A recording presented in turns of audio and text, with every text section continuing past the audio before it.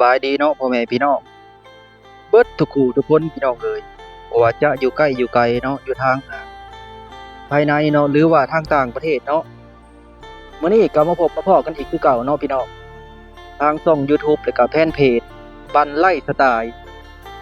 มื้อนี้ข้อยเองก็สิพาพี่พาน้องเนาะมาเบิ่งมาชมบรรยากาศภายใน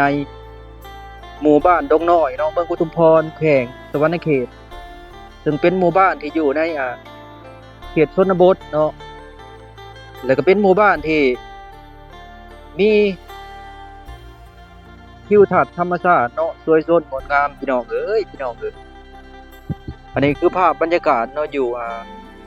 ทุ่งไร่ทุ่งนาพี่น้องเอ้ยภาพบรรยากาศอยู่ทุ่งไร่ทุ่งนาเนาะของบ้านดงน้อยเฮาบรรยากาศดีพี่น้องเอ้ยธรรมชาติเขาเขียวๆงามๆเนาะ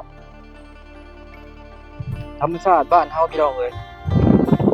ช่วงนี้ก็เป็นช่วงฤดูกาลผลิตข้าวหน้าปีเนาะเขาก็กำลังเขียวพี่น้องเอ้ยกำลังเขียวกำลังงามนี่เนาะเดี๋ยวเฮาสิพาขี่รถเลาะเบิ่งพี่น้องเอ้ย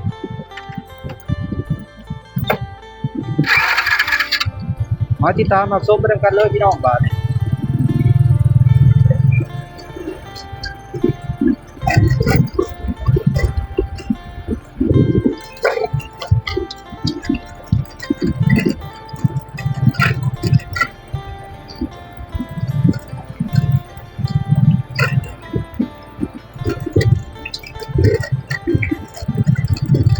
บรรยากาศกลางทุ่งนาว่าซะเขากำลังเขียวพี่น้องเอ้ยนี่ชาวบ้านเนาะส่วนหลายพากันเฮ็ด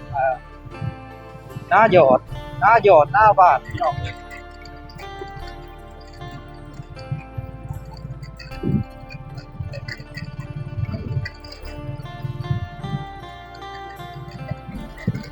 แต่ละปีนี่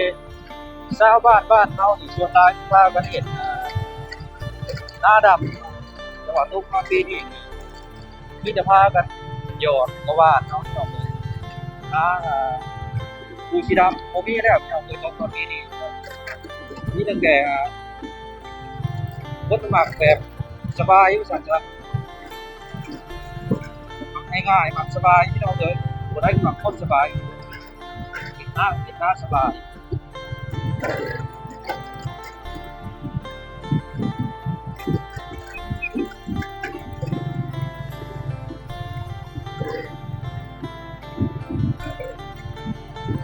บรรยากาศดีคักอีหลีพี่น้องเอ้ยบ่แดดบ่ร้อนลมเย็นวอยๆ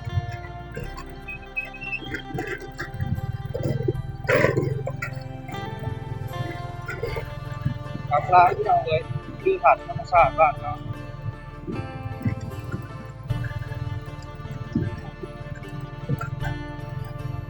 คลิปนี้เป็นคลิปที่2เด้อพี่น้องคลิปก่อนเป็นคลิปแบบสั้นๆเนาะคลิปนี้ก็สิถ่ายเดี๋ยวยาวพี่น้องเนาะมีเบิ่งมีชมแบบเต็มที่เลยเนาะ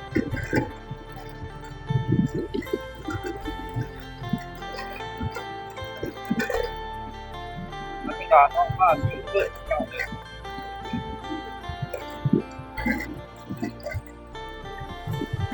ตอนนี้เราก็กำลังนอนในบ้านเนาะ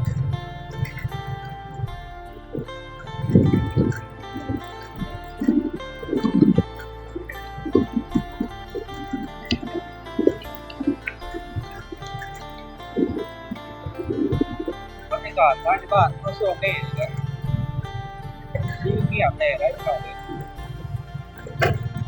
เพราะว่าชาวบ้านเขาเจ้าก็มาเป็นไม้เห็นหน้าเห็นสวนเลยเนาะคือในบ้านคนมีคนอยู่เรียบสนิทพี่น้องเลย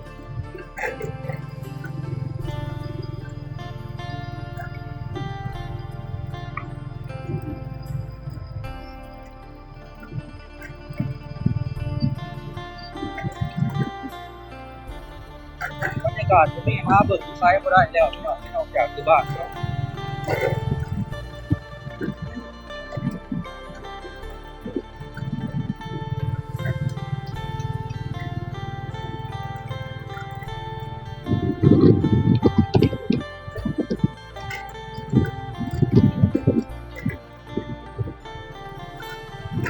3แยกเนาะ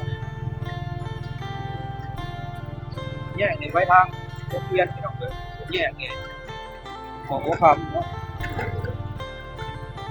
ตอนนี้ทั้งบ้านเนาะก็ได้มีการก่อสร้างเส้นทางคอนกรีตนี่แหละพี่น้องเพื่อเส้นทางคอนกรีตบ้านเนาะมีกำลังก่อสร้างเนาะซึ่งการก่อสร้างนี่ก็คืบหน้าไปได้ประมาณ30%ของพื้นที่เนาะ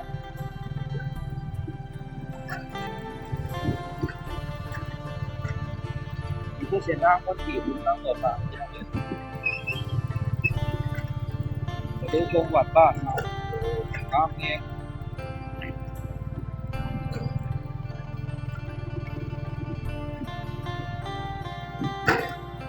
น้ำนี้พี่น้องเอ้ยไปดูจังหวัดบ้าน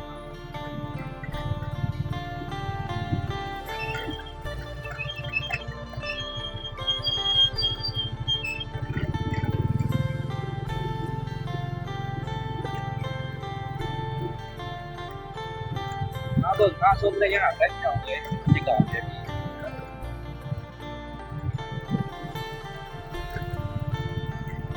เราคิดว่าเนี่ยจะได้ที่อยู่ทางต่างประเทศเนาะได้ที่อยู่ในการต่างประเทศเห็นภาพนี้ได้แบบนี้สิกินหมดบ้าง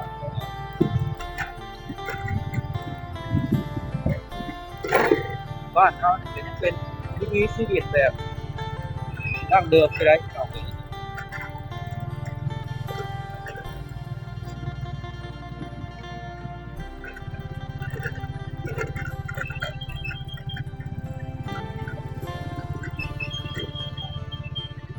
บ่ายของบ้านเป็นน้อย